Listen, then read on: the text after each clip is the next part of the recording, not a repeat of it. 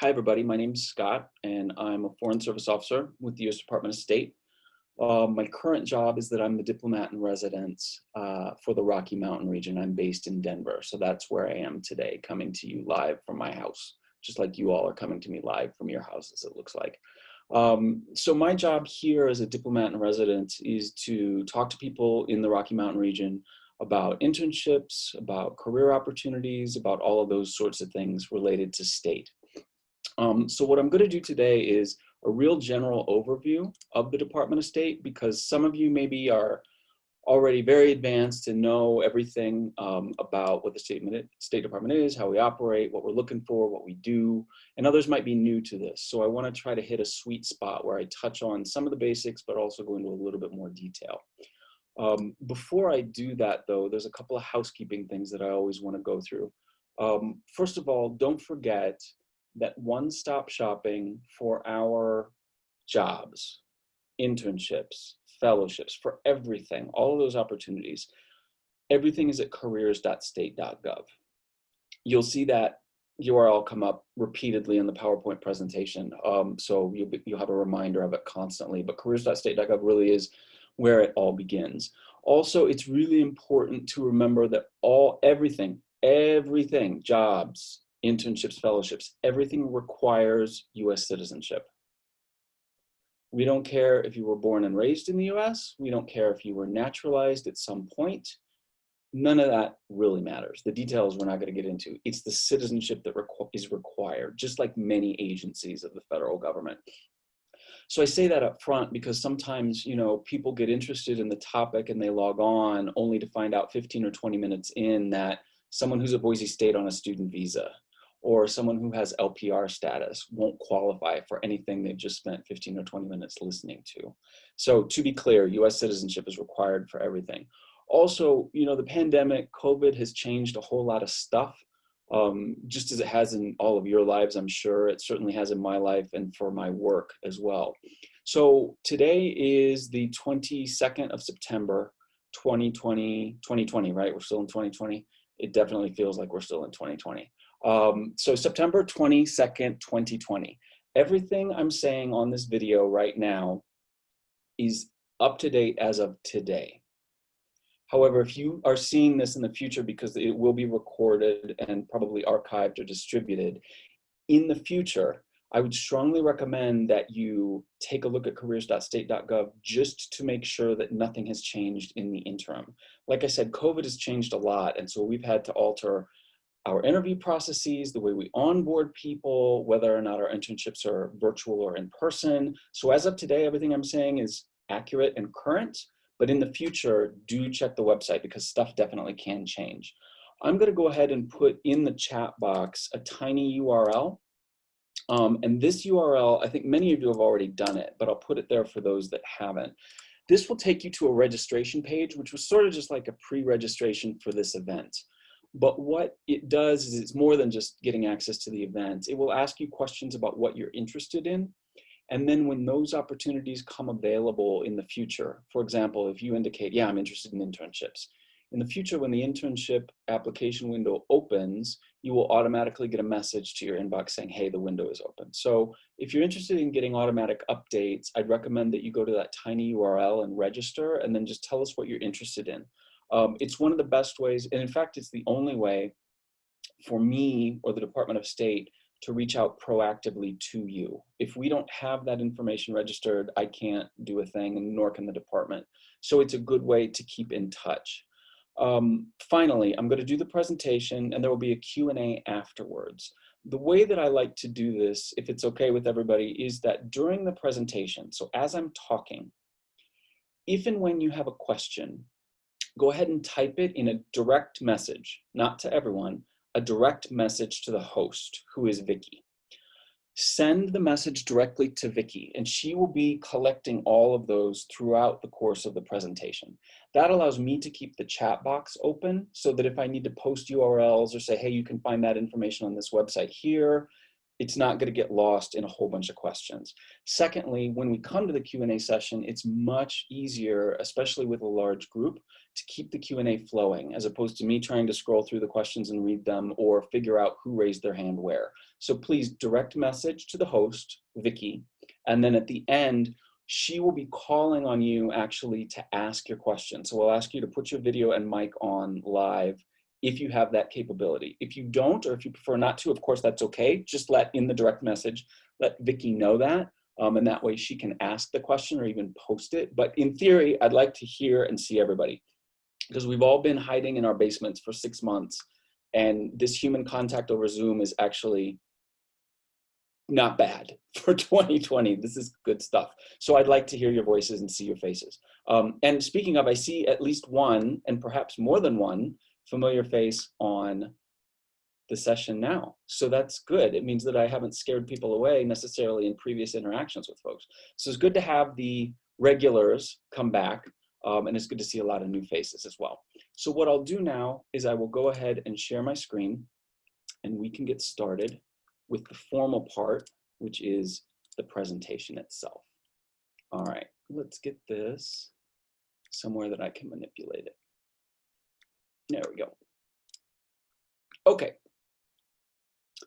Actually, let's start from the beginning, not the end. Here we go. So, Department of State. What are we looking for? We're looking for a diverse group of Americans to come in and do our work, jobs, internships, fellowships. So diversity for us, diversity is something we're all talking about nowadays in the United States. It's always been important, but the conversation has gone to a different level over the past several months, especially. Diversity for us means all of the things that you think it would mean. Race, ethnicity, religion, all that kind of stuff that automatically comes to mind. But important to remember for us is, the role of the Department of State is to represent the United States all over the world.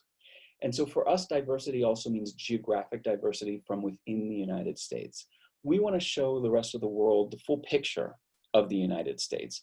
And if we only do that with a diplomatic corps that comes from New England, or only do that with a diplomatic corps that studied international relations, or only speak one language beyond English, we're not showing the full diversity, the full flavor of the US. So our diversity goes beyond race, religion, and all of that stuff. It includes your academic and professional background. It includes where you grew up, where you live, where you work. All of that type of diversity is equally welcome, and we actually look for in the department because it helps us do our job. There's about 14,000 foreign service employees, of whom 8,000 or so are generalists, a little less than 6,000 are specialists. We'll go into that in a minute. 10,000 civil service. These are people that are, for the most part, based in the Washington, D.C. area. There's a couple thousand eligible family members. Eligible family members typically are the spouse of a foreign service officer. So when you go overseas as a foreign service officer and you serve a tour 2 or 3 years in Budapest or in Santiago or wherever it is, the assumption is that your family will go with you. And so we have jobs earmarked within embassies and consulates overseas that are specifically held and made available to those family members that are going to be overseas and looking for a professional experience. In addition, there's about 50,000 locally employed staff. So these are people from the country where the embassy is located, working at that embassy. So in Chile, these are Chileans. In Hungary, these are the Hungarians. So you can see by the numbers, there are many, many more non-US citizens, many more locally employed staff at our missions overseas than there ever will be or are foreign service employees. The numbers are definitely weighted towards the local employees. We're in 276 all over the place, 191 countries, headquarters in DC. The vast majority of our stuff in the US is in the DC area, the vast, vast, vast majority. That said, there are some offices outside of DC. Statistically speaking, the number of people that those offices hire compared to the number of people we employ in DC is really small, but they do exist. For example, here in Denver, we have both a passport agency and we also have a diplomatic security field office. So Department of State actually has a small footprint here in Denver. But again, we're talking, a dozen hires as opposed to thousands of people in the DC area. There's all kinds of ways to come into the department. So there's generalists, specialists. We'll talk a little bit about consular fellows. Civil service, I mentioned before. I won't go into it in great detail in this presentation, but suffice to say, if you're looking for information about civil service opportunities, and again, you should think about civil service meaning probably DC area. The place to find that information is usajobs.gov. They change all the time. Yesterday, I was on, just out of curiosity, to see what we were hiring for. One job was for an interior designer. I have no idea where that interior designer is going to go or what that person is going to do, but okay, if we need an interior designer, great. Apparently we hire interior designers, news to me. So usajobs.gov is where you're going to find all of that information, and you might be surprised what you find. Like I said, I was surprised what I found yesterday. And then we'll talk about student programs. So these cups of coffee on the right, I just do because I think it's fun. So one of my projects over the course of my foreign service career is everywhere that I go overseas that there's a Starbucks, I always go. Because at a Starbucks, no matter where you are in the world, they will ask you, what's your name? And they will attempt to write that name on a cup. So these are how my name has been spelled in a variety of countries around the world. When they ask me, what's your name? And I simply say, Scott. This is what I get. Sky, I Scott, Ska, Scar. The guy in the lower right-hand corner who actually got my name right, Scott, I almost high-fived him. He was a guy that worked at one of the Starbucks in Sao Paulo, and I asked him, how did you get that right? Nobody ever gets this right. Nobody can spell it. And he said, well, duh, it's like Scott and the X-Men, right? I said, yeah, it's exactly like Scott and the X-Men. So anyway, just fun fact with foreign service life.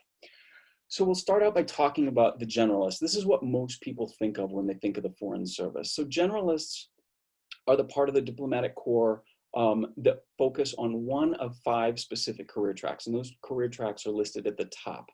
Oh, by the way, this PowerPoint, all of these things are hyperlinked, and so afterwards, if you register at that URL that I put in the chat box, I can go ahead and email this to everybody because I'll have your contact information in there. And so, you know, any of this stuff that you're interested in doing a little bit deeper dive into, you will have the URLs in that. It'll end up being a PDF that I send, but that'll be hyperlinked so you can access it later. So generalists are foreign service officers, serve the majority of their career overseas. They serve in one of 5 career tracks: consular, economic, management, political, and public diplomacy. I won't go into great detail, but consular, for example, consular officers deal with American citizens who are overseas. For example, if you lose your passport, you're going to go talk to a consular officer. They also deal with non-US citizens who need a visa to travel to the United States, be it to go on vacation, do business, come and study. Also for immigrants that are coming to the United States, if they marry a US citizen, or US citizens that go overseas and adopt a child, they would all talk to a consular officer to get the appropriate documentation, which is a visa. Economic and political, the 2nd and 4th on that list, those officers deal with the areas that the names imply, economics and political. Within the country where they are serving, or if they work in the Washington area, then they work on those issues from the angle of Washington, D.C. Management officers, the 3rd, are sort of like the chief operating officers of our embassies and consulates. So they do human resources, general services like procurement of office furniture, supplies, vehicles, all that stuff. They manage the money, financial management. So all of that is in the management career track, number 3. And the final one is public diplomacy, which is what my career track is. Public diplomacy officers are all about trying to connect with and inform the general public in the country where we work. So we're not focused on, you know, the president of the country or the foreign minister of the country. Rather, we want to make sure that the average person watching TV news, reading the newspaper, reading social media is getting accurate information about the United States. And so we do that by working directly with the media in country. We also work with international media, but specifically with local media, we do that so that accurate, updated information is being fed to journalists and hopefully covered accurately in the local press, so the local population gets good info on the US. We also manage a variety of programs to help people kind of understand the US a little bit better or get a sense of the United States. So academic exchange programs like the Fulbright program, if you've ever heard of that, that's a program that a public diplomacy officer overseas would be managing. We do professional exchange programs. We do English language programs. We manage sports programs. I was in Havana, this was 2016, and Shaquille O'Neal came down to do like basketball camps with junior high school kids. So we managed that program to bring him down as what we call a sports envoy. So that's public diplomacy. When you come into the Foreign Service as a generalist, you will pick one of these career tracks.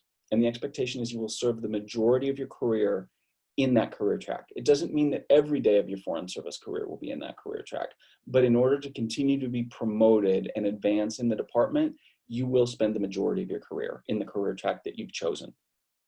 The next steps, the next bullets, I won't go into in great detail on this either, but this is essentially how you get in to the Foreign Service as a generalist. There's a test. People have probably heard of the test. Test is offered 3 times a year. In order to qualify, there are there's hardly any requirements. You must be a US citizen. You must be between the ages of 21 and 59, 20 to take the test, 21 to enter on duty.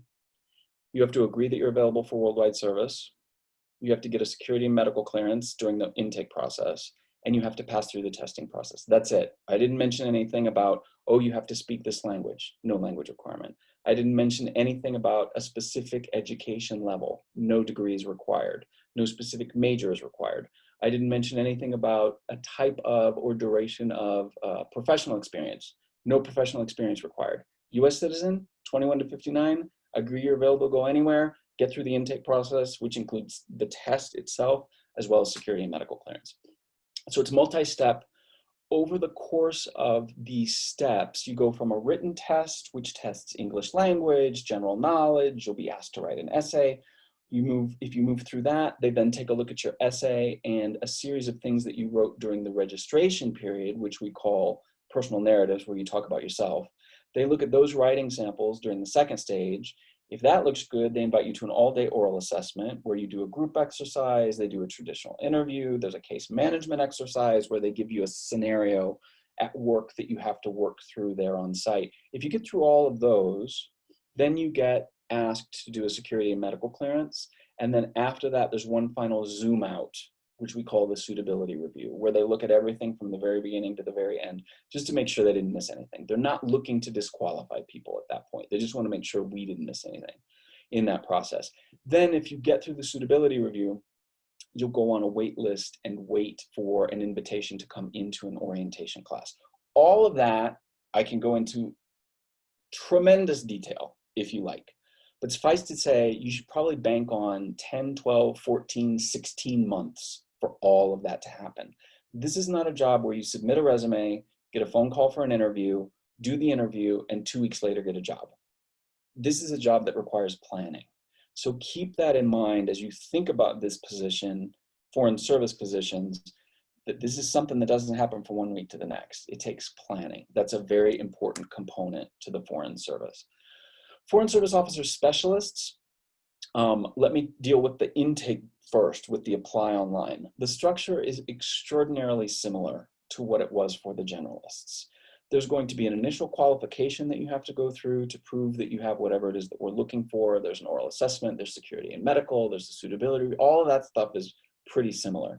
The big difference with Foreign Service Specialists, again, they're Foreign Service Officers, so they travel and work around the world.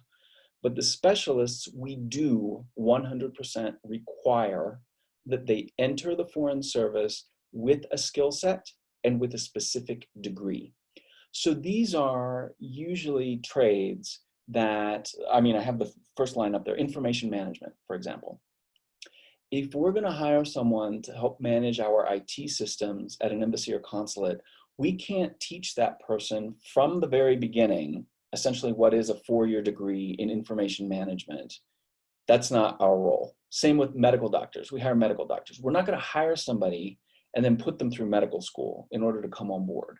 The expectation is these people, specialists, come in with the degree and with the requisite number of years of professional experience. Each job is going to be different. Some jobs require 1 year, some jobs require 2 years, some jobs require 8 years, some jobs require 1 year if you have this degree or 3 years if you don't have any degree. So it really depends on what job you're looking for. Suffice to say that you can find the info here at the Apply Online link, which is the second bullet.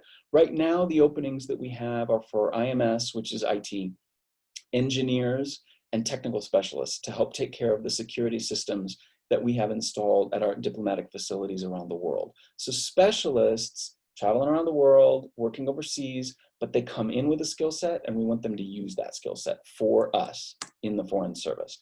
The Consular Fellows Program, I mentioned Consular earlier when I said that these are the people at the embassy that do visa interviews and talk to American citizens overseas. We have a specific program for people that want to come in and do consular work and who have, in the second bullet they're listed, have at least one of those languages, Mandarin, Portuguese, Arabic, or Spanish.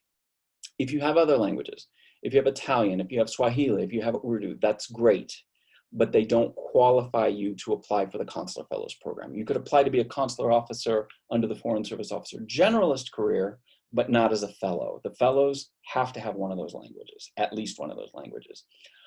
Another difference with the Consular Fellows is that it is a limited non-career appointment. This is a maximum of 5 years. So this is not your forever career. You know coming into this that it's going to be a maximum of 5 years. Another thing you also know coming into this is that whichever of those languages you speak, you are going to be required to speak that language every day at work for the 5-year duration of this particular fellowship. The intake is similar to the others. You register online, you take a test. There is a language test in this one, unlike the others. The others, generalist and specialist, no language test beyond the English language test. This, you tell us you speak Portuguese, we're going to test you to make sure that you do speak Portuguese. And then the rest of it is super similar. You do those tests, you do the oral assessment, you do security and medical, suitability review, you come on the registry, which is the wait list. So that's the Consular Fellows Program. Again, it's important to remember it's only 5 years. But if you happen to have one of those languages and you're kind of sort of interested in the Foreign Service, the work of the Consular Fellows is Foreign Service work. The life of the Consular Fellows is Foreign Service life. They live overseas. I've served at my last 2 overseas posts, Sao Paulo and Caracas.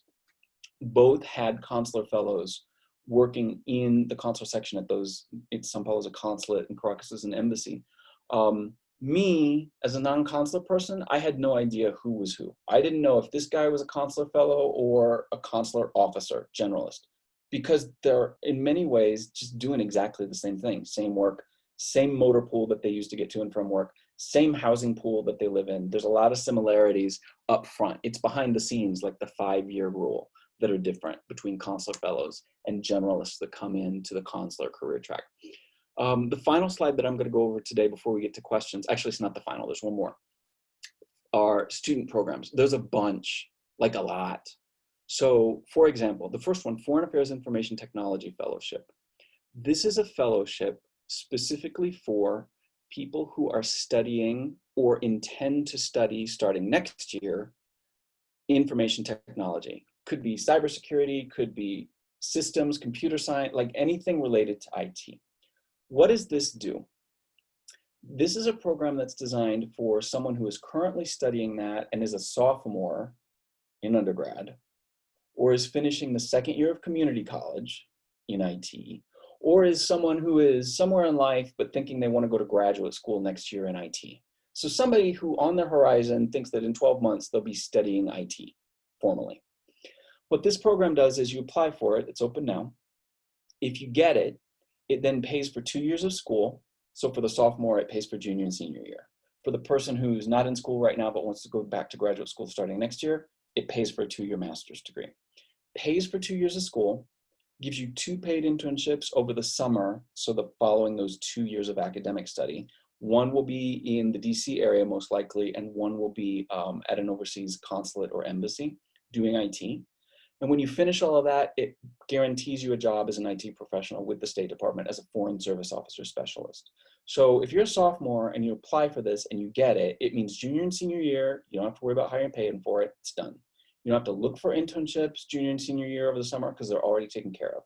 And you already know what your job is upon graduation. So you can kick back, get the most out of the remainder, the remaining 2 years of your study and not worry about any of those things. So it's a really good program for those that are looking or currently studying IT, something related to IT. We have two similarly structured fellowships, the next bullet, that are for graduate school, not for undergrad, graduate school in international affairs. Now, when I say in international affairs, it has to be a master's level degree, has to be graduate school, master's level degree in something related to international affairs. So some people go and they do IR, they do international relations. Some people do public policy, public administration. Seen people do regional studies, like they want to do a deep dive into, I don't know, Southeast Asian studies or something like that. I actually think I saw one person do an MBA, which really surprised me, but I really think I saw an MBA on one of the lists. So it has to be something that's going to end up being germane, relevant to the work of a foreign service officer. The structure of these two programs, Wrangell and Pickering, because there are two, the structure of those programs is almost exactly the same as the FATE, in that it pays for 2 years of school, in this case, graduate school, can only be a 2-year degree, can't be 3 years of law school, can't be a doctorate, has to be 2 years, master's, terminal. Pays for those 2 years, gives you 2 paid internships over the summer after those academic years. And then it concludes by you entering orientation as a Foreign Service Officer Generalist after you've completed that second internship. So again, similar to the FATE, pay for 2 years of school, 2 paid summer internships, and a guaranteed job on graduation. Wrangell and Pickering, the applications are due, one of them is the 14th of October and one of them is the 21st. I don't remember which is which. And the FATE, holy smokes, I can't remember when that application deadline is. So I'm not even going to put it on camera because I don't want to be mistaken. We can look at it if you're interested, or it's hyperlinked there as well. But it's not as early as October. It's definitely later than that. So these are things you can be looking at and applying for now. The unpaid State Department internship is the internship program that most people know. It's offered fall semester, spring semester, and over the summer. It is typically offered in person at embassies and consulates around the world and offices in the DC area. Every iteration of the internship program is different because every time it's demand driven on our side. So what they do is they send an email to everybody that says, hey, do you want an intern spring of 2021? And this time I might say, yeah, I want an intern working here on Polish issues.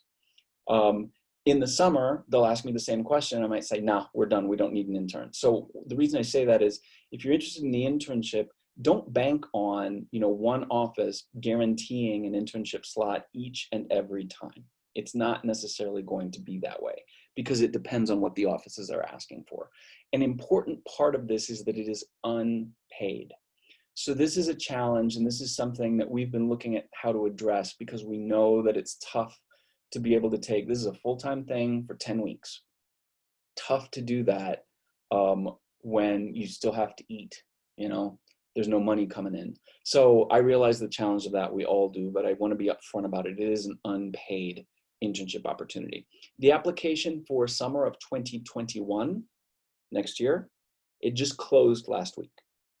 So this is also something you're going to have to plan well in advance for. The next opportunity will be to apply for fall of 2021, and that should open, I think, in January of 2021. It might get pushed to February, but I'm guessing January. So that would be the next opportunity to apply for the unpaid State Department internship. The study abroad opportunities, there's a whole bunch. There's more that I could even dream of putting on a slide. If you go to exchanges.state.gov, that's one-stop shopping for exchange programs, specifically many of them related to language study. It will be able to sort for you the programs that are available for non-US citizens and those that are available for US citizens. Because US citizens can't apply for these and vice versa. These people can't apply for those. So it will channel you in the correct direction to see what's available. There's a lot of opportunities to study language overseas. There are Gilman scholarships. These are specifically earmarked for Pell Grant recipients. There's money earmarked for active duty military dependents. Critical language scholarship is specifically for language scholars study overseas. I didn't put it up here, but there's something called the Boren Fellowship, which is also for overseas study. So there's a lot. Exchanges.state.gov is the best place to start. So I'm going to leave this slide up there just for a little bit, but to reiterate, on the right, careers.state.gov, that's where everything is. Second thing, DIR Rocky Mountains at state.gov, that's how you get in touch with me directly. So if you register on the URL that's there on the bottom, which is the same URL that I put in the chat box, and that QR code takes you to that URL. If you register there, I'm able to push things out to you. I already know how to contact you. But in the event that you haven't registered or you come up with a question that you'd like answered, send it to me via dir Rocky Mountains at state.gov. That's the best way to be in touch with me. So with that, I am going to stop sharing my screen and we can go to the Q&A, and I would just ask Vicky if we had any questions, and if so, if you want to start calling on folks.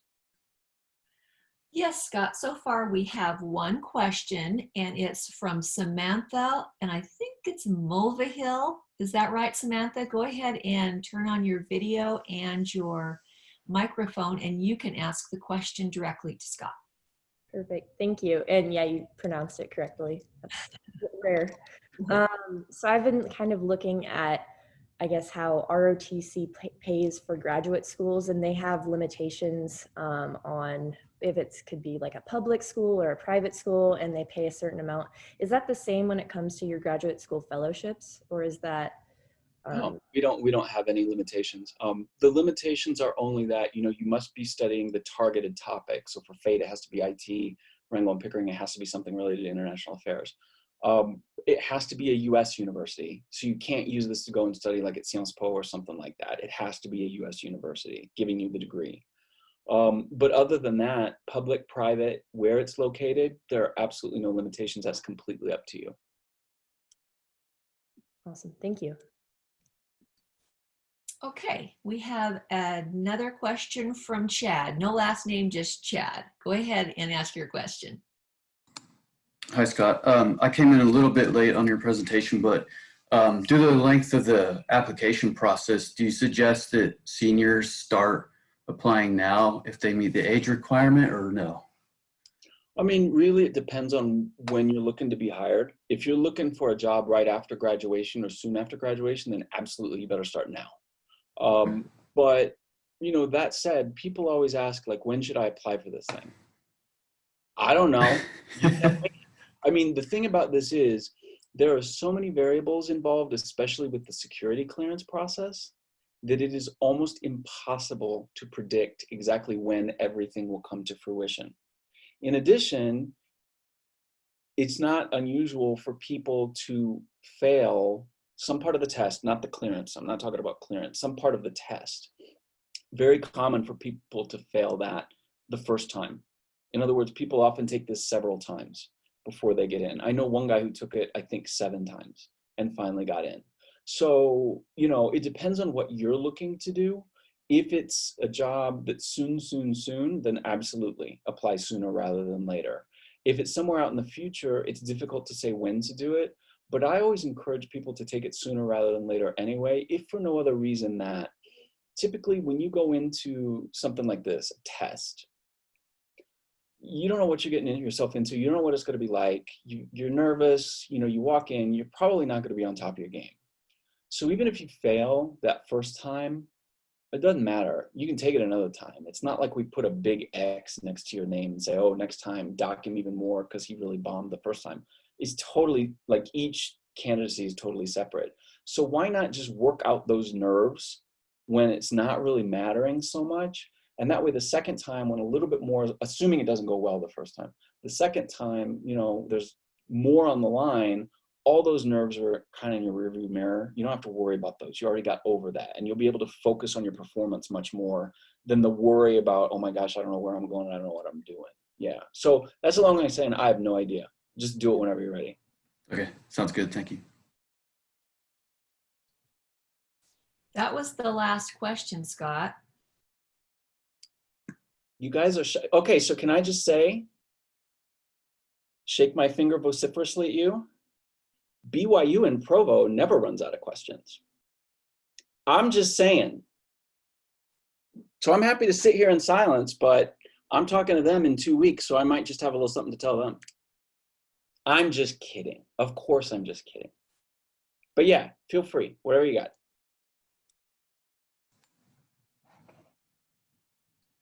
Okay, we've got one from Benjamin Chapman.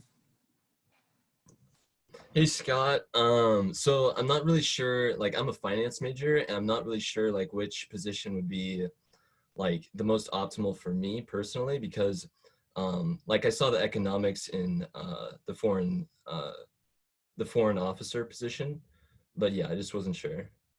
Yeah, so with finance and with a lot of things related to business, econ, finance, there's not a specific answer like, oh, you definitely need to do this. It's kind of up to you. But if you're looking for stuff, within that world, there are two things that I would recommend. Think about management and think about economics. They're going to approach that issue in very different ways. The management officer is going to be much more about managing an organization. It's going to be managing the embassy. And like I said, all of the stuff that comes with that. So you're going to get down in the details of staffing. You're going to get down to the details about budgeting. You're going to get into the details about physical, like all of that stuff. So if, in the business world, in finance, if you're thinking about operational, I'd recommend you take a look at management. If, however, you're sort of interested in the more theoretical practice of economics, looking at macro and micro level stuff. So, like, for example, when there's a currency crisis somewhere overseas, the econ officers are going to be working like crazy, taking a look at what's going on, what's their national, the federal bank doing, what's interest rates doing, like all of that stuff. How's the labor market reacting, like all of those things. So business, econ, and finance, you could go management or economics. Either way, I think you would find something that's of interest to you. One kind of inside baseball tip that I would say is that I heard, I think I was on a call last week, that econ officers are probably going to be in need starting next year. I don't know if that means we had, a whole bunch of new positions created and we're needing to fill it. But they were telling the recruitment team, you guys need to be prepping and ready to recruit econ officers. Now, that's not to say that we're not going to recruit management. Of course, we're still going to recruit management. But for whatever reason, they're asking us to recalibrate a bit to focus more on econ. So all of the things being equal, you might give that some thought. Interesting. Okay, thank you. Okay, we have another question from Chase Dedham. Chase, you want to ask your question? Yeah, for sure. I'm a freshman at Boise State. I'm a global studies major, and I was just wondering, would there be any opportunity for me to, or like opportunity or internship, or should I wait for later in college, like sophomore or junior, to apply? Yeah, that's a good question. For the internship program, there's a base requirement, I think, of 60 credit hours. So it's possible that your first year of university, you might have that. It depends on what you did in high school. It depends on if you got, or even if you brought transfer credits from somewhere. I mean, it depends on a lot of things. But traditionally, it's at least sophomore year. More typically, it's junior year. So keep that in mind. The requirements are on the website to tell you, like, you have to have a 3.2, this is the number of credit hours, you have to be a U.S. citizen, like you can get that whole bulleted list. But yeah, as a freshman, it's unlikely. Got it. One thing that I didn't mention, and let me just put this in text in the chat, vsfs.state.gov is another internship opportunity that, especially now in the era of COVID, I think is very interesting. VSFS stands for Virtual Student Federal Service. So these are internships that are exclusively virtual. Our unpaid internship traditionally has been in person. Now this summer, and I think in the spring, we went to virtual because of the pandemic. But typically the expectation is that you're gonna go, like you go to Cairo or you go to Nairobi or you go to DC or whatever. With VSFS though, this is a program that's open to the entire federal government. So it's not just us, but we're the biggest user of the program.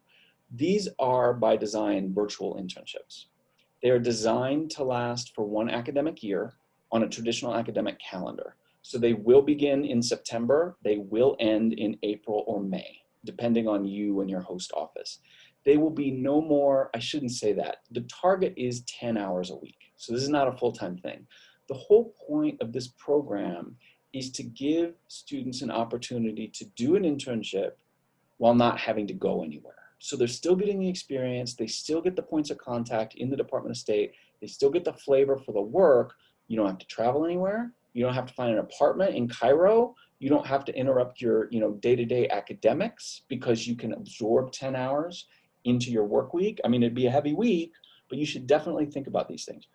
The application for that is always in July and only in July because it's an academic year. So this is already in the rearview mirror as well for this particular academic year. But for those of you that are interested maybe for next year, think about in July 2021, taking a look at vsfs.state.gov. Again, if you click on that URL, it's one of the things that you'll get if you check the I'm interested in internships box. But you know, especially with the pandemic, this is a really good program. And I mean, if you sit back and think about it, so long as you, let's say somebody's going to offer you this position, right? It could be Embassy Bangkok. You could literally be interning for Embassy Bangkok without leaving Boise. Now you need to remember, you're going to have to work with your office to figure out if that's realistic with the time difference, like the nature of the work they need done, all that stuff. That'll be part of the interview process and then the mentoring at the very beginning. But all things being equal, as long as you got the bandwidth, literally the bandwidth for the computer, but also, you know, the ability to take it on during an academic year, and you can make the time zone weirdness work out. In other words, if they say you have to be at the staff meeting every week at 10 a.m. and you say, wait a minute, that's 3 o'clock in the morning. I don't know if I'm going to be able to do that. Okay, but if you can get all that stuff to work out, you can literally put on your resume, I interned at the Embassy in Bangkok, and never leave because you're doing it virtually. So vsfs.state.gov is something that's super cool. This year, not kidding, hand to God, the system crashed a couple days before the application deadline because there was so much demand. And I mean, it makes sense, right? Because now everything is reverting to virtual. And so this is a program that has historically been designed specifically to do that.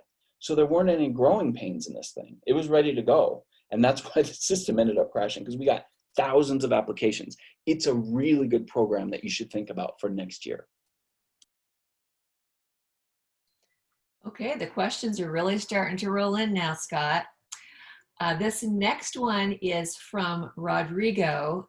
He says he doesn't have video capabilities, but do you want to go ahead and ask your question just turning on your mic, Rodrigo? Hello, Scott. So my question is, how would a degree in applied physics translate to what jobs are needed or available to the Department of State? Rodrigo, it seems like maybe your thumb is over the mic.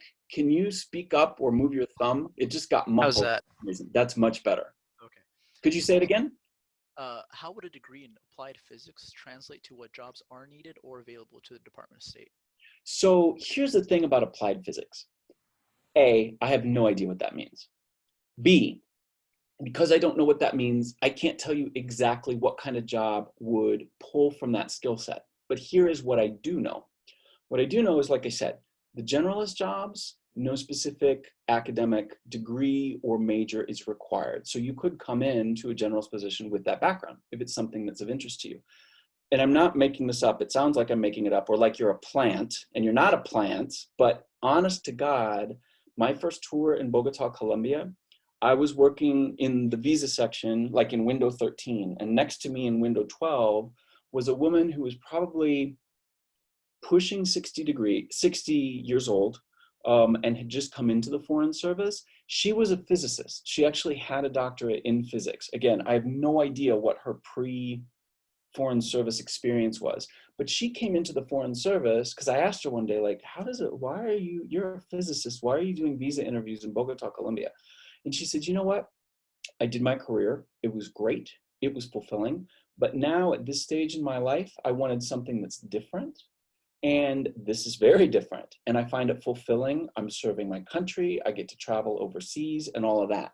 So all of that to say, applied physics, there's definitely space for you, because I have a clear example. Her name is Lynn. She's retired. She lives in Cambridge, Massachusetts. The last time I saw her was in Havana. She's wonderful. There's actually someone with your background that came in. If you come in, though, it's not that there's going to be probably a specific job that works directly on what it is that you're studying right now. I mean, let's be honest, right? But that said, we do have a whole bureau that deals with environment, science, technology, and health. And depending on what issues are happening in the world or what issues are important in the country where you serve, it's always possible that there's something that you've actually worked on in the past through academic experience that's relevant to your day-to-day work. I don't know what that would be, but it's surprising. I mean, people with a background in some kind of, I mean, we've got people that look at nuclear issues specifically in Tokyo, for example. And there was one, I think he was a physicist now that I think about it, guy that worked on that portfolio while I was there in Tokyo. And he knew at least some of the stuff. Like me walking into that office, I would have no idea what all that stuff means because I don't have the academic background. So that's a long way of not really answering your question. But you know, if you're looking for a job vacancy that says we need an applied physicist, it's unlikely that's going to happen. But that said, if your motivation is to do, you know, something else, it's possible that that stuff can actually come up in the course of your career, because we work on everything. So I don't know if that makes sense, but that's kind of how I would respond. No, that did answer my question. Thank you. And you have another question from Chad. I was wondering if anything about the application process or the programs would change if we get a new administration, or does it all just sort of keep going like it is? It shouldn't change. I mean, it's not changed ever because of changed administration. You know, never say never, but I find it really hard to imagine, because the whole nature of our work is that we're apolitical. Like, we come in and we serve the president, whoever that person is. So I've worked in Democratic and Republican administrations, and never have I thought, oh my gosh, I voted this way and now the other person is coming in, I'm going to get fired. That's not how it's designed. So it's a good question. One way it does impact the department is that we do have political appointees that come in. The president always has the prerogative to appoint whoever to be, for example, an ambassador to a country. It doesn't have to be a State Department person. It could be somebody from outside the State Department. So those political appointees, if they come in under one administration and another administration comes in, the political appointees will resign. It's possible that the new administration will ask some of them to stay on. That actually happens sometimes across party lines. It just depends on the administration. But for you, as the person sitting there thinking, okay, I want to sign up for this thing, I don't think you have anything to worry about. You have a question from Tim Cornell. Hey, Scott. I was wondering how competitive the Graduate School Fellowship for International Affairs is. They're competitive. I don't know. I mean, competitive is kind of a subjective word, so I don't know really what to tell you.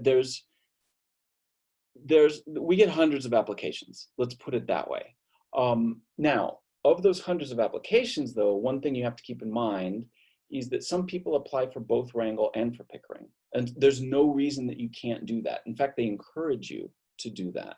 So ostensibly, if we get 400 applications, it's kind of like, it's not really 400 applications. It's 400 applications, but for twice as many fellowships as if it were just the one. So it is competitive. One thing that I would say is, you know, make sure you get your application done several days in advance, just because you don't want the thing to crash like the VSFS did. Like, that is the worst reason not to get a fellowship, because the system just got overwhelmed. One other thing I would say about those applications is they do take into consideration financial need, and they also take into consideration, for lack of a better word, I would say adversity in life. They're looking for people who have demonstrated an ability to overcome some kind of challenge, or maybe several challenges in life. Maybe it's an academic challenge, but more often it's a personal challenge. And they are also looking for financial need, because part of the theory behind this program is that we want to reach people who, financially speaking, would never have the opportunity to study something related to international affairs. So by definition, financial need is something that we look at very, very carefully. Okay, and you have a question from Colin Branham. I think I said that right. You did, thank you. So my question is just, so can you describe a little bit about what a first appointment would look like, kind of as soon as you get done with the orientation, kind of what your first job might be and stuff surrounding that? Yeah, so I mean, a lot of things with the State Department, and probably with a lot of employers that you talk to, is they're going to answer you with, it depends, because there's a lot of stuff that depends. For us though, let's say, just as an example, let's say that you are sitting there in orientation and you get the list of jobs that are going to be open to you and your classmates as your first tours. And once orientation is done, you've submitted your bids, they've taken everybody's bids, they've tried to figure it out. You find out that you are going to Luanda, Angola, and that you're going to do consular work for 2 years. This is what you find out. Okay, as soon as you find that out, boom, boom, boom, boom, boom, all this stuff falls into place. Your training schedule suddenly becomes very clear, like that. You don't speak Portuguese. Okay, 6 months of Portuguese we're gonna tag on. So you've got 6 months of additional training just to learn the language.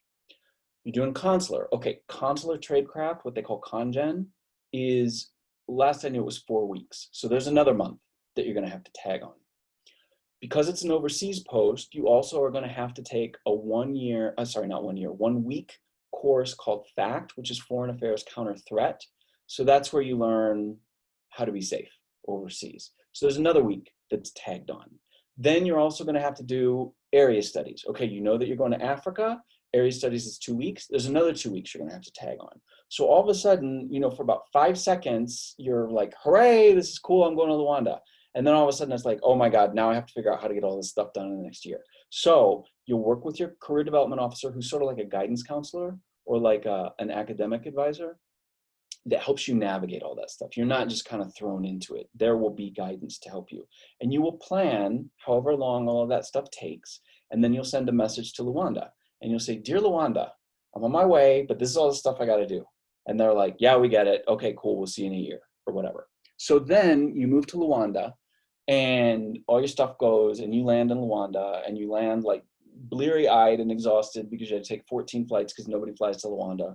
And you get there at 3 o'clock in the morning and somebody from the embassy is there at the airport, usually before passport control, not after, but before. So before you even see the immigration officer, right? They'll be at the jetway, which is fantastic because then you don't have to think. They will help to get your passport processed because you're coming in on diplomatic credentials. And so they need to make sure that you are appropriately accredited and legally entered into the system so that everything is right. And so that's why, one of the reasons that they pick you up. They put you in a van with your stuff, with your family, if your family is with you, because the expectation is your family will be with you. If you make the choice not to bring your family with you, that's up to you, but the expectation is they'll come along. They drive you to where you're going to sleep. And I say that for a very specific reason, because embassies overseas, so our diplomatic missions, will provide housing to everyone who is stationed full-time overseas. Most of the time when you arrive on day one, because they've been working on this for months and months and months, your permanent quarters are going to be ready. So most of the time that first night, they drop you at your apartment and you walk in and it's like, okay, this is where I'm living for the next 2 years. Let's figure out where the bedroom is and like where the kitchen is and let's go to bed. Sometimes it doesn't work out that way. You know, something happened. So it could be, and in fact, I think we just lost the questioner. No, wait, there you're still there, Colin. I just saw my numbers go down like drastically and I don't know why. People fled the event. So if it's not ready because there had to be some repair, something weird's going on with the apartment, you might end up in a hotel, you might end up in, you know, a leased apartment for like 2 weeks and then move. So you go to wherever it is that you're going to sleep. You show up the first day of work, the next day, you go, you meet your boss. There's going to be somebody there that will either pick you up and take you to the embassy or be at the front door waiting for you at the embassy just to get you in, because you're going to have to make sure that your badge works. Like there's all kinds of stuff. Go in and meet your boss. Your boss will tell you what the next couple of years are going to look like. And they're going to say, the way we have it staffed now, you're going to spend a year, so you're 2 years in consulate. You're going to spend a year doing non-immigrant visas, and then we're going to put you 6 months on immigrant visas, and then we're going to put you 6 months on American Citizen Services. And that could change, and it probably will change, because things change all the time. So then for the first week or so, you're probably going to do observation. You've already done the consular training, so you know what you need to be doing. But each country is a little bit different, and the stuff that the consular officers have to do in the window is a little bit different. So you'll be observing somebody for a week or two. Then, you know, for a week, you'll be observed. So somebody's looking over your shoulder, not to second guess you, not to yell at you, nothing like that, but just, you know, at the conclusion of an interview, then you will pull down your shades so that nobody that's waiting out there for a visa interview will hear it. And you'll talk to the person like, okay, this is what I saw. Why did you say that? I'm not saying it's wrong. I'm not saying it's right. Just think about your thought process in this. Don't forget, because this happened, you have to check this box and you have to submit this, like all of that stuff. And then you go and you start doing visa interviews. And it could be for 2 or 3 hours a day. It could be for 8 hours a day. It depends on how heavy the visa load is at that particular place. Eventually, you'll do something similar in immigrant visas. and eventually do something similar in American Citizen Services. So it's a 9-to-5 job for 2 years, and that's kind of how it'll go, I guess. But who knows? It depends on where you go. Thank you. This next question is from Erica Miner. Hi, Scott.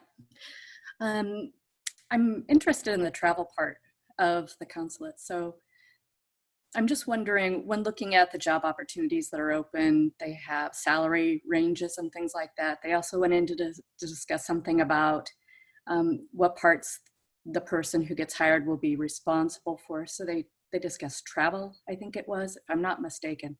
Sorry, can you just hold 1 second? I'm not sure Yeah. what you're referring to. Where are you pulling that information? What's the source? When I linked on to register for this, I hit another link. Yeah. Okay.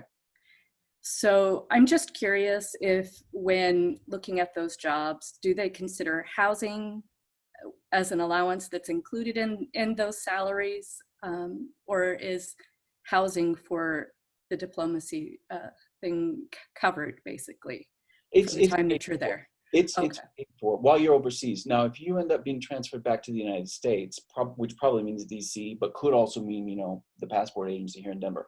If you're serving in the USA, you don't get your housing paid for. You're just an average government employee and you're on your own. But overseas, housing is organized for you. Typically, you don't have to look for it yourself. There are a few posts that are the exception, but generally you don't have to look for it. You do not have to pay for it. And you are not taxed on it as if it were a benefit. It's not something that, you have to say, well, I benefited from an in-kind almost contribution, right? And so you have to, no, you don't pay. It's nothing. It's just given to you. And travel is the same way, like you said, travel pool or whatever. In terms of getting to and from post, for example, like when in the example before, when you fly to Luanda, that's going to be paid for. When you fly home from Luanda to wherever you're going next, that will be paid for. If you have to do work-related travel in Angola, then that will be paid for. If you decide you want to fly to somewhere on your own, that's not paid for. I mean, anything that's personal is out of your personal expense. So the kind of international and air domestic travel is international is paid for if it's work-related, domestic is paid for if it's work-related. In terms of transport on the ground, so to and from work, right? This will depend on where you're going. Some places, because of security reasons, we do not allow our people to take their own cars to and from work. We do not allow our people to take the bus or the metro. We do not allow our people to walk or bike to work. They must ride in an embassy vehicle. If that is the case, if it's required, then typically it is free. There are some people that have started to push back on that. There's this whole thing, I won't even take you down into the rabbit hole, but like when I was in Bogota, it was still really bad in Bogota, and we were required to take motor pool armed vehicles to and from work. That's it. And so I didn't pay for it. They pick me up, they take me home. It's like the school bus. It's not a private chauffeured thing. It's 8 of you in an armored van, which is exactly like a junior high school bus. So don't have visions of glamour. It's not glamorous, but it's safe. That would be paid for if security requires it. In Sao Paulo, for example, security didn't require it. So some days I drove, some days I took the bus, some days I biked. It just was up to me. But that was on my own dime. It was for me to put the gas in the car if I drove. It was me to pay the bus fare. So typically you're going to be responsible for your own commuting expenses, but if security requires that extra really motor pool asset, usually you won't have to pay for it. All right, thank you very much. Mm-hmm. Okay, this next message is from Daryl, but he doesn't have a microphone, so I'm going to ask it for him. Sure. He wants some insight for the most common career tracks, the FSOC. Mm-hmm. Where is the greatest need typically from the State Department, and what tracks typically see the most applicants? Most applicants are always in political and public diplomacy, always. One of those is always number one of those is always number two, and they go back and forth. What that means is, all things being equal, if we're hiring the same number of all career tracks, 10 political, 10 PD, 10 management, 10 consular, 10, what did I forget? Political, PD, this is a quiz, econ, that's what I forgot. All things being equal, the Paul and PD people are up against many, many more candidates for that same number of positions. Vice, econ, con, and management, who still have a lot of interest from candidates, but not to the level of Paul and PD. So if you, for example, are a candidate that's like, well, I'm kind of interested in political, but I'm also kind of interested in management. If everything is truly equal about those two jobs and you are seriously just right on the line, I'd recommend management, because why wouldn't you want to compete against fewer people? That makes sense. If you really want the job, forget the political stuff, you're still going to be satisfied with management. One thing I recommend that people think about with Paul and econ specifically is that the nature of Paul and econ work, first of all, the nature of it, the tradecraft of it, the toolkit that you use is really similar. You're talking to contacts locally, you're thinking about, what's going on and what it means for the US, you're writing reports back to Washington, you're preparing the Secretary of State's briefing materials for when the Secretary comes to visit. Like, what you do is super similar. It's just the topic that's different. But like I said earlier, economics, they've been telling us, it sounds like we're going to have a big need for econ officers. So the nature of the work is super similar. If you're between Paul and econ, I'd recommend econ, just because, again, fewer candidates. There's another reason to recommend that. There's a tendency, especially in smaller posts, the smaller the post, the bigger the portfolio for each officer, right? If you are in Beijing, you're going to focus on a super narrow set of issues as the Paul officer. And there's going to be 9 other people that are working on different issues. If you're the Paul officer, like in the Gambia, in West Africa, you get the whole thing, because they're not going to send 9 Paul officers to the Gambia. Why does this matter? This matters because in really small places, Paul and econ are combined into one section. So it's not at all unusual for a Paul econ officer to be the person that's covering both issues. So why would you compete against a lot more people to become a Paul officer if you find out your first tour you're going to be doing both anyway? Why not take the path of least resistance or less resistance and do econ? Because you're going to end up working on both. And as you become more senior, that's even more so. The more senior you go in the department, more likely that you're going to manage a Paul econ section. So I strongly encourage people to take a look at econ, just because there's going to be a need. The type of work and the skill set is almost identical to Paul. And the further along you go in your career, you're probably going to end up doing both anyway. So why not just do that from the get-go? I don't know if that answered all of your questions, but that's kind of my initial reaction about what people are looking for and how it works. Okay, Scott, looks like we have just 2 more questions. Okay. And this one is from Cameron Sewell. Okay. Hi, Scott. I was just curious about the Information Technology Fellowship. Yep. You said it was only, like for grad school, it's only 2 years. If a grad program is like 2.5 or 3 years, should you apply later, or will I just have to pay for one out of pocket? Or I don't think they would even accept the application if it's not a finite 2-year school. I Okay. could be wrong. I very well could be wrong.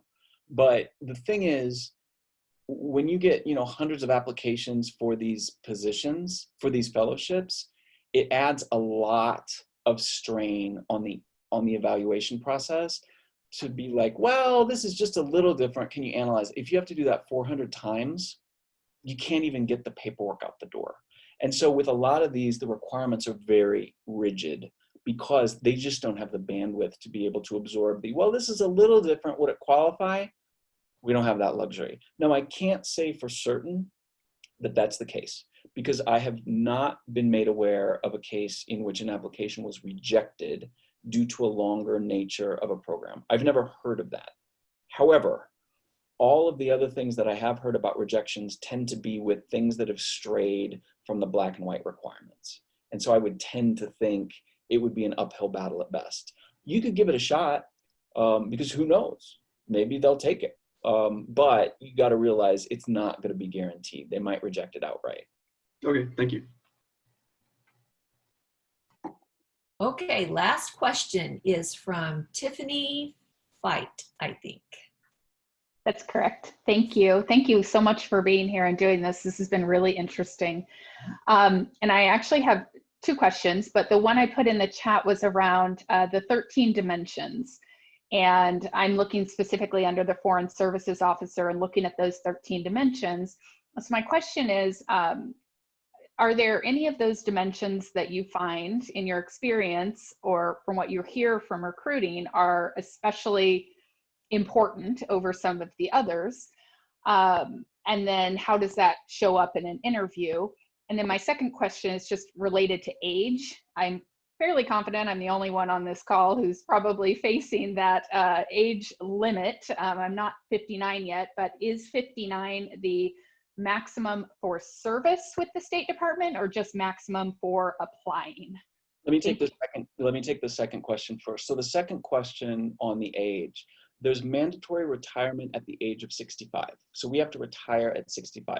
For intake purposes, you can sign up and take the test no later than 59 and then need to be at your assignment no later than the age of 60. So as long as you're signing up, it's not that we're not forcing retirement at the age of 59 or 60. You would still have, 5 or 6 years of a career, especially even if you ended up at that latter end kind of the range. So there's still plenty of time.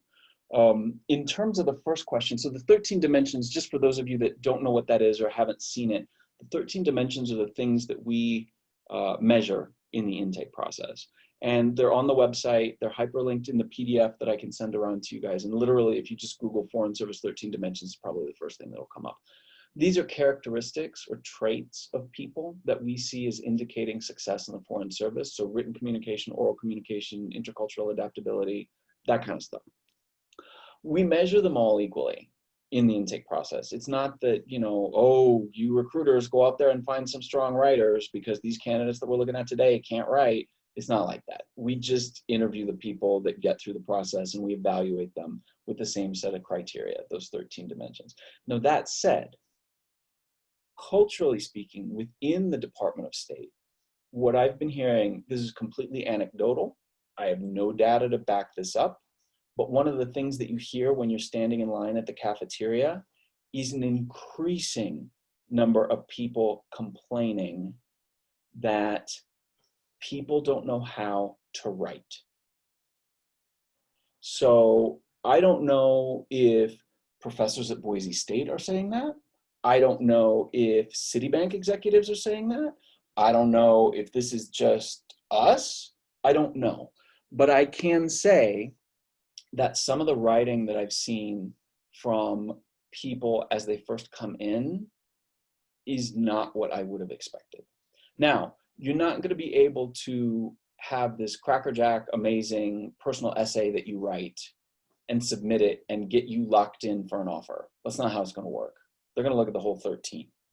But I know that writing is something that I have a feeling it's us as a culture, the United States, need to work on. And it plays out in the Department of State and you hear people talk about it. Thanks so much. Yep. Okay, that was the last question, Scott. Okay, great. So I will let you guys go. Like I said, register for the thing and you'll get the PDF with the hyperlinks as well as updates on whatever it is that you're interested in. You can shoot me an email if you like. And yeah, I guess that's it. So thank you guys for taking the time and for hosting me today. And I hope that at some point I can actually be up there in person and we're not virtual anymore. I don't know when that'll be, but I hope it's sooner rather than later. Okay, thanks guys. Take care. Thank you, Scott. That was great. Yeah.